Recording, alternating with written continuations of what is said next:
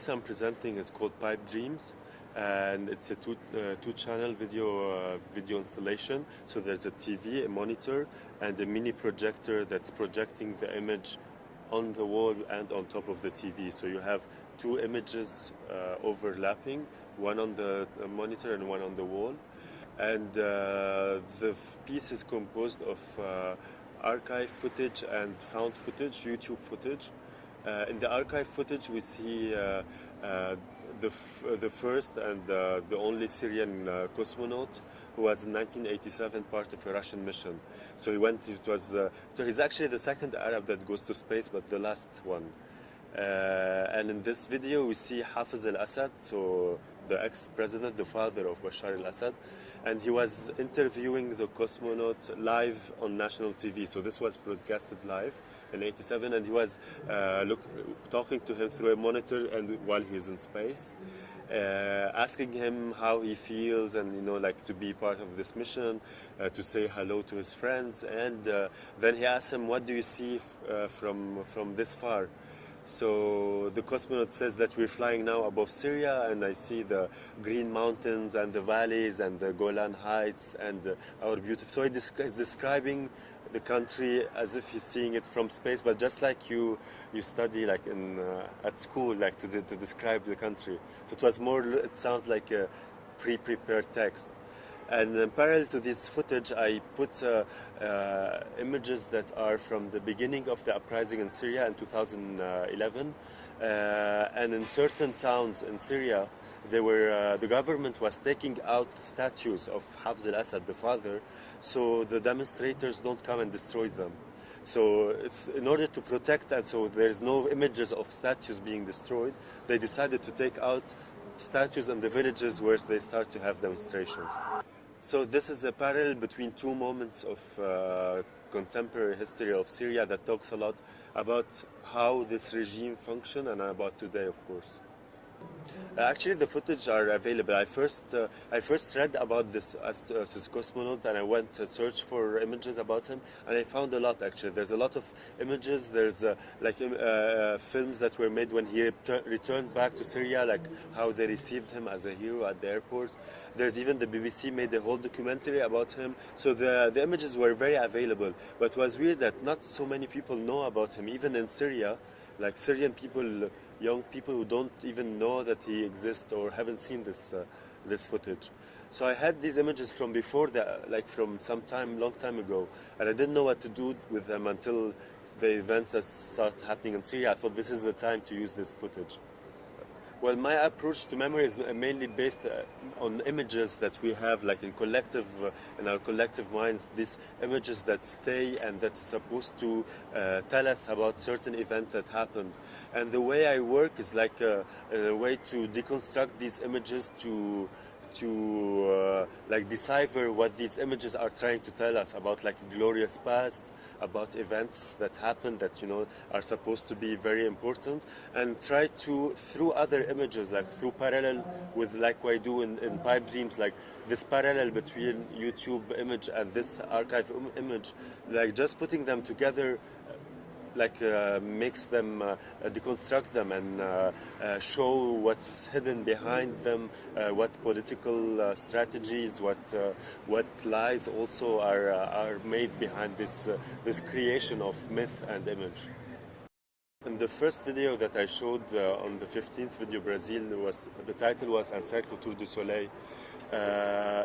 It was before the 2006 war, so it was a bit of time after the end of civil war, where I wanted to go back and think about our memory of war, how our body carried traces of this war, even if these traces were not physical, how war can affect us in our unconscious. Like, I was born in the beginning of the war started in '75, I was born in '76, and it ended in 1990.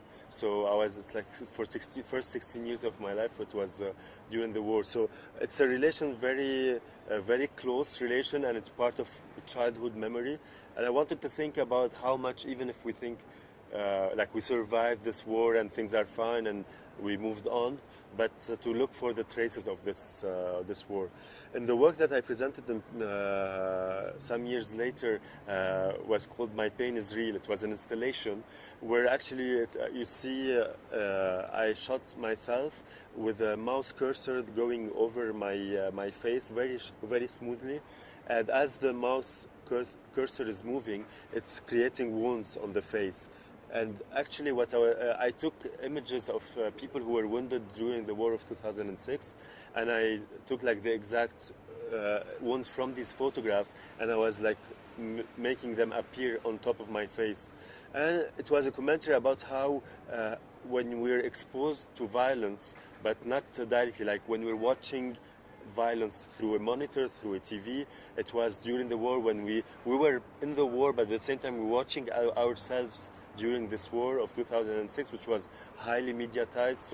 So the image, even for people who were inside Beirut or in Lebanon, were watching themselves. So I was questioning how much watching all this violence does affect us directly, and with the title "My Pain is Real," like even if it's a construction, like a photoshopped image that you see being constructed in front of you, there's still something real behind this pain. With this work, it's a bit shift where I think the focus is more on the political image. So it's still for me related to like one line of dealing with images, but here it's more direct and overt subject directly about violence, violence through political agendas, let's say. Because in this conversation that you see between Hafez al-Assad and the cosmonaut, there's lots of things in play, like the way they talk to each other, how the cosmonaut talk to him as if like he's talking to his father, while Hafez al-Assad talks to him like a teacher at school talk to. So there's lots of things happening, like of this mechanism of power that are in play in this conversation. And the last image, which we are usually used to, this image of the statue being destroyed, like from Stalin to Saddam Hussein to Gaddafi to all these icons, that when you see the first images of people destroying the statue, it's a sign that it's the end of the regime. But here it's the weird image because we see it's like there's a big machine taking out the statue very slowly, taking care of it. At the end they like put a cloth on top of the head. It's like he's dead and they're just like hiding the... So there's lots of respect and lots of ceremonial relation with this statue, which is we're not that much used to it. But also at the same time there's lots of latent violence like behind this kind of image. So here I think it's like more violence is behind, like not on the forefront, and it's more the political play is in the foreground. Which takes me to the last question that you already told, but I want to go a little bit more, especially now after showing this, and if this is still going on. That is the relationship about politics and image. Yeah. Well, it's the relation of politics and images has always been. I think it will still be part of my interest, especially because I'm a graphic designer. So, like in essence, I make images. I'm a creator of images. I still see myself like this, and I like to think about the images that we create. And of course, coming from a region with such a political, intense situation, so you cannot avoid but think about politics, violence. So these are themes that are, in a way, unavoidable in our region. So I think these themes are gonna still be there. The new work that I'm working on right now is about earthquakes. Actually, it's about earthquakes in Lebanon, mainly like about fault lines, history of earthquakes. So I'm shifting a little bit, like the talk about violence and like the politics to. On the surface, like we're talking about like something scientific, like what geologists can tell us, like the risk that we have a risk of a tsunami, of an earthquake that could happen very soon and destroy the whole region. But at the same time, working with this kind of issue cannot be, it's like directly people read it like you're talking geopolitics. Like when you say about like a fault line that goes from Lebanon through Israel to Jordan, and if this line moves, it's gonna move in Saudi Arabia and make an earthquake there. So it's like you're talking about like relation of countries and politics, but I limit myself to what science said. So I'm not using this as a metaphor, but the metaphor is already there. So it's like a hidden, like a different way of approaching the same subjects with different themes, let's say. Actually, I'm happy to be here on the 30th anniversary, and I feel like I'm part of this history as well. Because when my film was shown in, I think it was 2005, and Cercle Tour du Soleil, so it was my first video. So it was one of the first opportunities to show my work. It was my first time in Sao Paulo. So.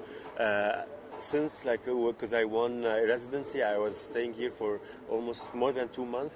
So Sao Paulo now means a lot to me as a city first, and the festival as well. So it's a great opportunity to be on this special occasion to be celebrating with everyone.